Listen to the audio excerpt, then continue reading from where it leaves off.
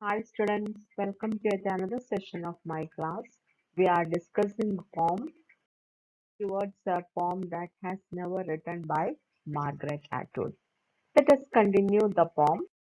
Yes, stanza 4.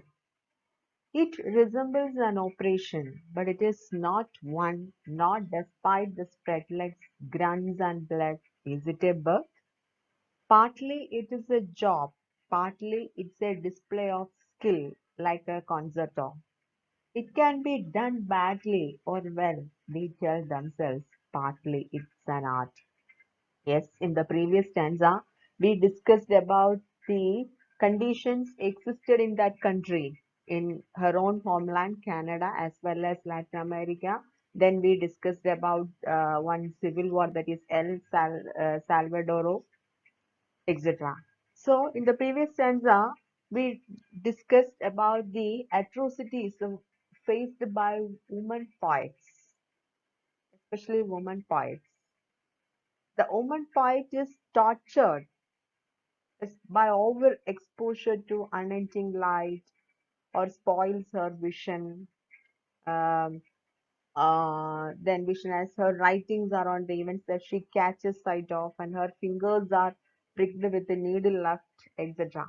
That means women writers, or most of the women writers, are severely tortured because of their voice, because of writing poems. And she is continuing, or she is explaining, it resembles an operation. But it is not one, not despite the spread legs, grunts and blood. Yes, it resembles an operation, but it is not one. Yes, she is explaining that this writing poems, is it a mechanical one or like an operation? It resembles an operation? No, but it is not one, nor despite the spread legs, grunts and blood. Is it a bug? Yes. She compares the birth of a poem to a child. Yes. Every poem written by her in the land is compared to a brainchild delivered by a mother after enduring the unendurable birth pangs and remains as an evidence for the suffering of the woman writer. Here she compares the birth of a poem to a child, the pain she suffers during or giving birth to a child. She compares that pain to the birth of a poem. Here considers that poem itself as a child. Yes, a poet who passes through such pain, unending pangs and pain for creating such a baby. Here, baby in the sense literal, not it's a not in the primary level. It is a metaphorical child. Metaphorical child means here that child is a poem. The poet who gives birth to that child. Here she compares that process to a childbirth that a woman suffers when she is giving birth to a child.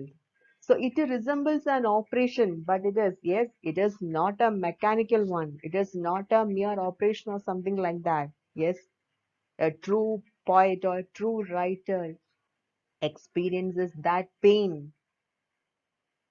Then partly it is a job. Partly it's a display of skill. Yes, maybe it might be a profession. Partly it's a job, writing. For some people, someone thinks that, or someone might think that it may be a profession. Yes, partly it's a job. Partly it's a display of skill. Yes, to some extent we can say that it is a display of one's creative skill, one's creativity, both in their brain and mind, etc. Partly it's a display of skill like a concerto. Concerto means a musical composition. So maybe we can compare it like a concerto. That is partly it's a job, that writing poems or giving birth to that child. That giving birth to poem means it's a job, or partly it's a display of skill. It can be done badly or well, they tell themselves. It can be done badly or well. It may be good or bad. They tell themselves. Partly it's an art. Partly, moreover, it's an art, and it is their responsibility to, yes, express truths that is existing in the society. We all know that all art is rooted in our society. Literature itself is the reflection of that society. It can be done badly or well, they tell themselves, but partly it's an art. Yes, anyway, or it's an art. So art means art is deeply rooted in the society. So a poet should express what is existing in the society. That means should express those truths. It may be good or bad. That doesn't matter, but it's an art. But they should represent that society or what is existing in the society. The facts of this world seen clearly are seen through tears. Why tell me then there is something wrong with my eyes? To see clearly and without flinching, without turning away, this is agony. The eyes taped open, 2 inches from the sun. What is it you see then? Is it a bad dream, a hallucination? No. The poem here not only portrays the poet's sufferings, but also the audience who pay heed to the writings and the wrong done to the innocent people. The facts of this world seen clearly are seen through tears. We all know that. Poetry or writings, that is the free expression of truth. Art itself is deeply rooted in the society. It is a reflection of the society. So through these writings, these poets or the writers, they try to express that realities existed in the society, the facts of this world. That means factual truth, that or the politics and the poetry that are intertwined. That is here poet express the facts of this world. Politics in the sense not is the party politics, it is the power. The facts of this world seen clearly are seen through tears. Then why tell me then there is something wrong with, yes, then why you blame me for writing openly? Why tell me then there is, it is an art.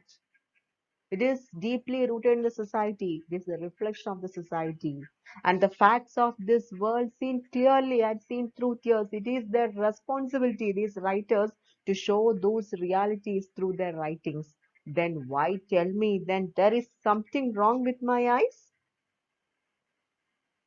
To see clearly and without flinching, without turning away, this is agony. The eyes taped open, yes. To see clearly, we are responsible to observe each and everything that is existing in the society. That factual truth, that political truth and poetry, that politics and poetry is intertwined. To see clearly without flinching, without closing our eyes or without turning our face away from the realities, without turning away, this is agony. This is truth. This is reality. The eyes taped open 2 inches from the sun. That is, the people witnessing the cruelties are made blind or allowed to see with a razor across their eyeball. Yes, the eyes taped open, 2 inches from the sun. What is it you see then? He's asking, then what is it you see then? Is it a bad dream? Do you think that? Is it a bad dream or a hallucination? No, it is not a bad dream or a hallucination that that is expressing in these writings. No, it is true reality. What is it you see then? Is it a bad dream? A hallucination? Is it a vision? What is it you hear? Then what is it you hear? Is it a bad dream? A hallucination? Is it a vision? What is it you hear? The razor across the eyeball is a detail from an old film. It is also a truth. It is not mere hallucination. It is not mere a fantasy story. It is not just a fairy tale or a detail from an old film or something like that. It is a true reality. It is also a truth. The people of this country, that is, the people witnessing the cruelties, are made blind or allowed to see with a razor across their eyeball. This implies the audience not to see or hear anything. Yes, the audience or the people not to see or hear anything, and restrict people paying attention to the miseries happening around them. This all are restricted in this country. They have no freedom to observe or to give attention to the miseries happening around them. This attitude makes an indelible mark in the minds of the reader. She is living. Witnessing is what you must bear. Yes.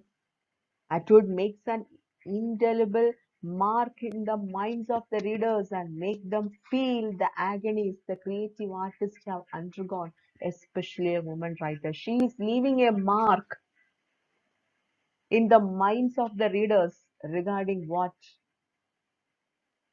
and also make them, these readers, feel make them feel the agonies the creative artists or these writers or poets, especially women writers, have undergone.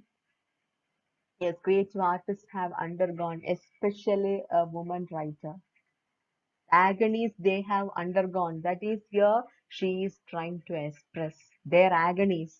Is it a vision, or is it a bad dream, or a hallucination? What is it you hear?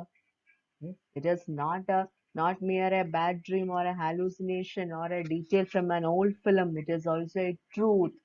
Witness is what you must bear, and each and everything is restricted in this country.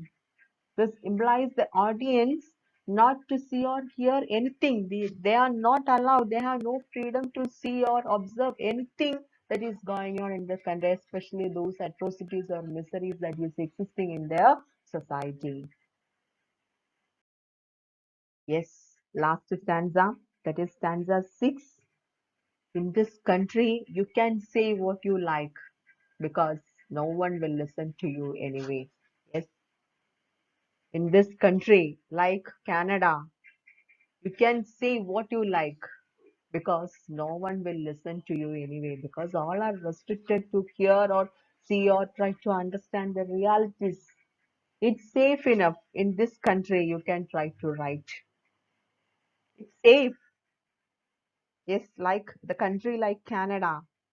Attitude assumes the role of a speaker who wants to speak against injustice but is not sure she will be heard. Yes, in this country, you can say what you like because no one. She assumes, our poet assumes the role of a speaker who wants to speak against those injustices existing in her country, but is not sure she will be heard because no one will listen to you anyway. And it's safe enough in this country, you can try to write the poem that can never be written. Yes, it's safe enough in this country, you can try to write the poem that can never be written. Yes, you don't consider this as a poem. Please don't consider this as a poem.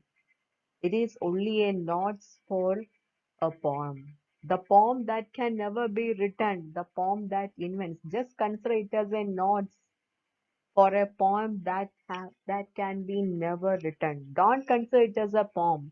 I am scribbling just notes for a poem that can be never written. That can never be written. The poem that can never be written, the poem that invents nothing and excuses nothing because you invent and excuse yourself each day. Elsewhere, this poem is not invention, not invention. Elsewhere, this poem tells courage. In such a land that decides the life of the suppressed people, at every point, they are not provided even with the basic rights to speak, hear, and see, and allowed to speak and hear and see only the things fixed by the powerful authorities in a patriarchal and colonized land.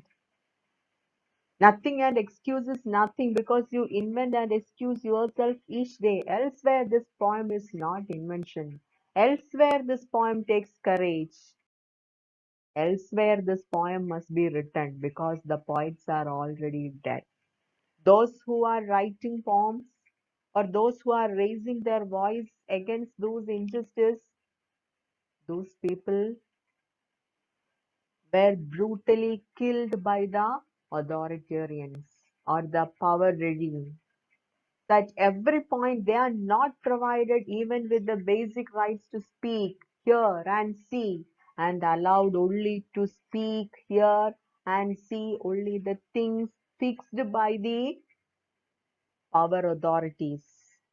They are they are allowed to speak only what the power authorities fix in that country. And she says a poem with a vitality, carrying truth should be written. Yes, she emphasized that. Elsewhere, not in the subdued Canada, not in this country, not in this not in my homeland, but elsewhere, everywhere, she says or she emphasizes a poem with a vitality, carrying those truths should be written elsewhere in the world. That is, she is emphasizing here. As if elsewhere this poem must be written as if you are already dead, as if nothing more can be done or said to save you. Yes, nothing more can be done. So you should write poems because you are already dead in this country, because you are already suppressed and voiceless. So nothing more can be done or said to save you. The coexistence of a liberal country where no one listens to anything said, and this gives a semblance of political freedom, and an elsewhere where words are capable of provoking violence and brutality. Yes, elsewhere you must write this poem because there is nothing more to do. There is nothing more to do, so you should write poem. The coexistence of a liberal country where no one listens to anything said and thus gives a semblance of political freedom, and an elsewhere where words are capable of provoking violence and brutality. So you should write poems. Elsewhere you must write this poem because there is nothing more to do. She is emphasizing, and not in my country, that is in Canada, but elsewhere, in everywhere in the world. You should write poems. And the poem with the vitality carrying those truths that should be written everywhere in the world. I think all of you understand this poem.